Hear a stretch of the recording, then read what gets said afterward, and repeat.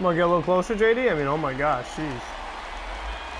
What about, 6 feet apart? I mean, how much closer you want to get to Nunez's face?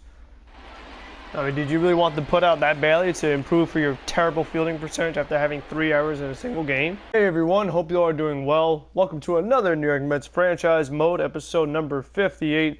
And in the last one, it was really frustrating because we had those 3 errors and really another play with Jeff McNeil that I really believe could have been ruled an error, which led to 3 of the Dodger runs. And then, of course, Edwin Diaz decides to blow in the 9th inning.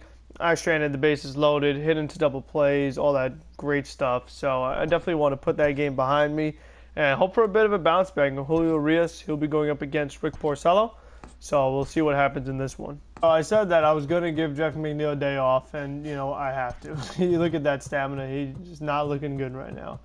I'm kind of considering, this really sounds crazy, but I might put Eduardo Nunez at third base today. I don't know. I'm thinking about it only because what happened with JD was really just disgusting. I'm looking at the stats now. Unfortunately, the difference, I mean, if anything, Eduardo Nunez is even worse, so that whole plan doesn't even work. I mean, that again just shows you how bad this Mets bench is. I mean, it really stinks. It really does, because here I am. I need to give Jeff McNeil a day off, so someone else is going to have to play third base, and the only guy that could do that would be JD, so I don't know. I really don't love that. Because, I mean, JD, he's not a great third baseman, we know that, but in this game, he's even worse. So based on how tired McNeil and Rosario are, this is the lineup I'm going to go with. It's a little weird, but I'm just hoping for the best. That really is it. We're very right-handed heavy because we are facing the left-hander, but I just, Cano and Conforto are the guys that are going to play only because Conforto was so important to me, and that we know Cano has to play because of the money he is being given. Again, we are trying to keep this realistic, not so much what's the smartest thing to do, because the Mets usually don't do that because Cano plays too much, he hits too high in the lineup, but, stuff like that is kind of out of my control because, the Mets just decided to take on that contract, hoping that it'd be worth it, having an amazing Edwin Diaz, but it's just like, the worse that Edwin Diaz is, the harder, we don't like the Cano trade. You know what I mean? If Cano was doing what he does, but Edwin Diaz was great, we'd be like, all right, we had to take Cano to get Diaz. But the fact that both of them were bad, it's just like, what the heck did we just do? Especially if Kelenic is a star like everyone expects him to be. I mean, we really would just be super upset. All right, so hoping just for a better defensive game here. First pitch from Rick Porcello is outside for ball 1. That one's hit. JD coming over, and he makes a nice play. Okay, that's a good start to the game, JD. 1-2 from Porcello. Struck him out. Got him. Fishing. Hitting over. Nice opening game from Rick Porcello. 7 pitches. We like that. Here's the 3-2. Oh, my gosh. How did these guys lay off that kind of stuff? That was right there. The 2-2 from Porcello. Struck him out. Oh, my goodness. After a really quick first inning, that second inning took forever, but the main thing is that we threw up a 0. Wow, that's not a strike. Fastball right down the middle for Alonso. Good, okay. Sure. Bellinger hits a slow roller. Probably going to be able to get 1 here. I mean, maybe I could have got 2, but I didn't think it was worth the risk of, because who knows what will happen in this game defensively. 0-2 from Porcello. Struck him out, hitting over. Nicely done, able to get out of that inning despite the leadoff hit from Mookie Betts, able to strand him at third.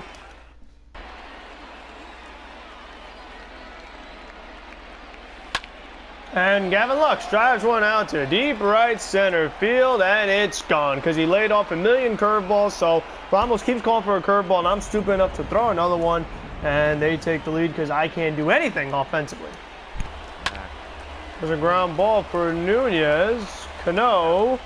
Wow, he's safe at first. I mean, how long did that double play take? Oh my gosh. I feel like it was going in slow motion. I guess that's due with Nunez being awful, but still. It's another slow one with even slower player. Cano picking it up. Able to fire to first, and that will do it for Porcello. He pitched a really good game. I hung 1 curveball to Gavin Lux. Other than that, I mean, 3 hits. He did a really good job. I just can't hit to save my life. So, how it goes, right? Leading up, 4 of them. The center fielder, Jake Marisnick.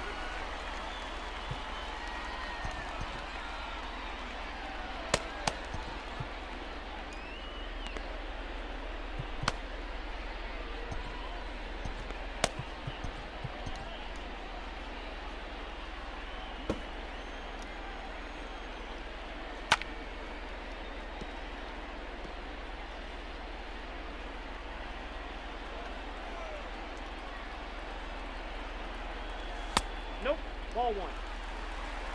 I got a ball, one strike.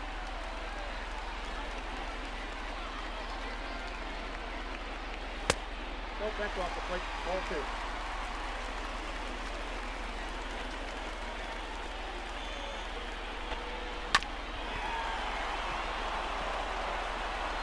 Come on, Rizek, beat that out. Jeez, Louise. That was a close call. Oh, yeah, let's challenge it, please. I need a base runner any way I can get it. I have to challenge. He was safe. Okay, thank you. I was going to say, they were taking forever. Alonso gets a curveball over the plate. I was very early. Oh, my. Wow. I mean, what is going on? So, like, I'm very early on pitches down the middle, and then I swing at pitches out of the zone. Like that is, and then I check swing. I'm pressing swing. This is how you score 0 runs. If you want to know, like, how do you not score runs? Nice leadoff walk from JD. Conforto gets a sinker right down the middle. For once, I wasn't very early, and that ball is out of here. Michael Conforto hits a big go-ahead 2-run homer here in the 7th inning, and the Mets take a late 2-1 lead. I mean, it's very similar to the last game where I faced the lefties, strike out Conforto, faced the righty, hit a home run. Like, literally the same exact thing as last game. I just hope that I don't do the same exact thing again. So, you know what? This is what I've just been thinking about this whole inning is, what do I do here? Because I see, you know, Seager, he's hard, but Betts and Bellinger, and then Muncy, those are the guys I'm really, really worried about because of their power ratings. And I'm just looking at it, right? And I'm like, okay, well, I know Lugo is my best pitcher, right? But Lugo has a 62 home run rating. Then I look at somebody like Betances, who has a 79 home run rating. However, somebody like Betances with that 39 walks and 64 control, I'm just afraid that he's going to hang some pitches. So I think that just because I could corner a little better, I'll have to try Lugo against those guys. Rosario gets a slider over the plate. He drives out to deep left field. Good, okay. Betts going back, jumping up, and it's out of here. Wow, Ahmed Rosario leaves the yard on a good okay on Legend. That is really big right there. Did not expect that to happen, but I'm glad it did. I really didn't think that was going to go on a good okay. And it was unfortunate because that pitch was over the plate and I got good timing, so I was hoping for a better result than okay. But you know what? I don't care what the context says, as long as the actual results happen. Like, it could say perfect, and being out. Like, I put it this way, I'd rather have a good, okay home run than a perfect line out. I mean, it's obvious, but still, I mean, Mookie took a jump that time. Couldn't rob me of another one like the way he did last game in right field. So I guess because they changed their lineup a little bit since I started a lefty yesterday and a righty today, so they have different guys out there in different positions. 2 from Lugo. Curveball got him fishing. That one was way over the plate and did not break the right way. 3-2 from Lugo. And Mookie pops that one up. Wow. Can Nunez make this play? He can. 2 out.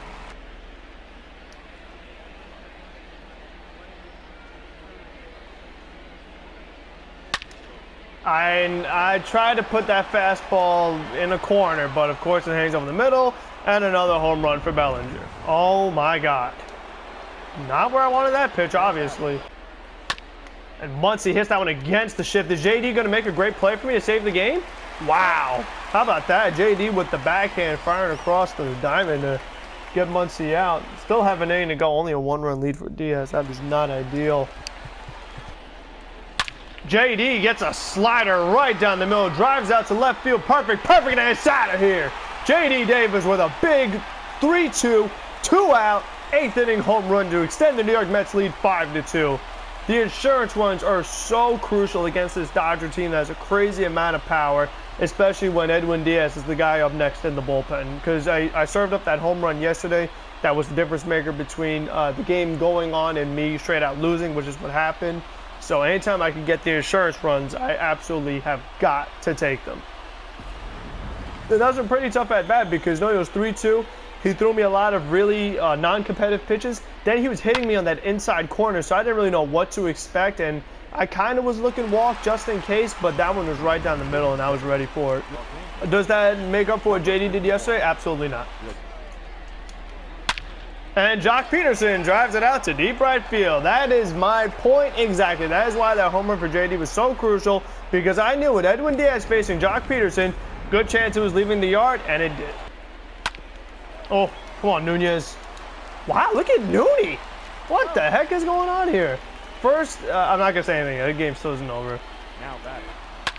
And Chris Taylor hits that one out to right field. Conforto is there, makes the catch, and the ball game is over. Put it in the books. New York Mets win this one, and I didn't think they, or more importantly, I was going to, because Julio Urias had me completely shut down. I was doing like literally nothing, just striking out. That was all I was doing, just straight up striking out. So just the fact that once we got them to pull him, they went to Blake Trinan, who shut me down yesterday, but he gave Conforto a pitch to hit. That led to a home run. Then they go to the lefty. Rosario got a pitch to hit. He hit a home run. And then with that same lefty, Scott Allinger still out there, gave JD a pitch to hit, home run. And all those were crucial because of the 3 home runs that the Dodgers hit in this game. Lux, Bellinger, and then who was the last guy? Jock Peterson. So, I mean, they had a little bit of a late home run derby, but all in all, we come out on top. It's where most of the runs were scored. You see it right there in the 7th, in the 8th, and in the 9th. But I hope you guys still did enjoy this video. If you did, leave a like, comment what you think about the Mets and about the Dodgers and all that left-handed power they have and how they can move their players around. Mookie's in right field one day, then he's in left field, and just a whole bunch of craziness going on. And how these two teams would match up in a potential playoff scenario, because if you were to still have the teams like stay close to one another, you would have the East and the West Coast. I feel like eventually they just might face off in some kind of playoff format. I think, at least I would hope so, because that's, you know, kind of how the way baseball is supposed to be. I know they're making a lot of changes, and you have to question, you know, is this still real baseball? I still would be curious to know how that kind of matchup would go, and we probably won't know for a while. So in the meantime, you could actually hit the subscribe button. You don't have to, but you know what? It always makes me feel better, makes my day, makes me happy. It's a nice gesture to do. But until the next one, be safe, be smart, be healthy, and I'll see you in the next one.